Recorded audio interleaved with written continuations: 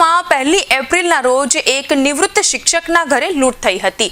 મહુદા ખ્રિસ્તી ફળિયામાં રહેતા જેઠાભાઈ મકવાણાના ઘરે 3 અજાણ્યા ઈસમે ચાકુની અણીએ લૂંટ ચલાવી હતી।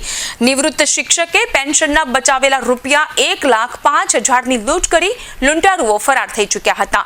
પોલીસે જોકે ગણતરીના કલાકોમાં જ લૂંટ ચલાવનાર 3 આરોપી અને તેમને સાથ આપનાર 2 આરોપીની ધરપકડ કરી લીધી।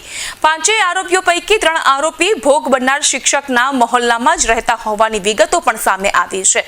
વૃદ્ધ શિક્ષકના ઘરે ઘૂસી મોઢા પર ચાદર લપેટી ચપ્પુની અણીએ લૂંટ ચલાવવામાં આવી હતી। મહુદા પોલીસે 5 આરોપીને કોર્ટમાં રજૂ કરી રિમાન્ડ મેળવ્યા હતા।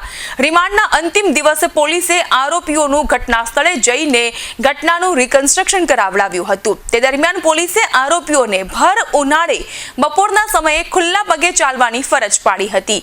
પોલીસે જાહેરમાં આરોપીઓ પાસેથી ઉઠક બેઠક પણ કરાવી હતી।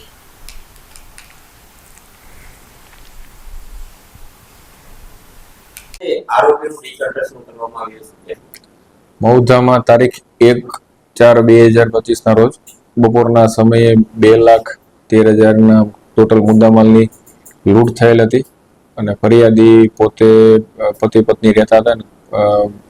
બપોરના સમયે ચાકુની અણીએ લૂંટ કરવામાં આવેલી હતી અને મહુધા પોલીસ દ્વારા તાત્કાલિક આરોપીની 5 આરોપીની અટક કરવામાં આવેલી હતી અને નામદાર કોર્ટમાં રજૂ કરતા દિન 2ના રિમાન્ડ મળેલા હતા।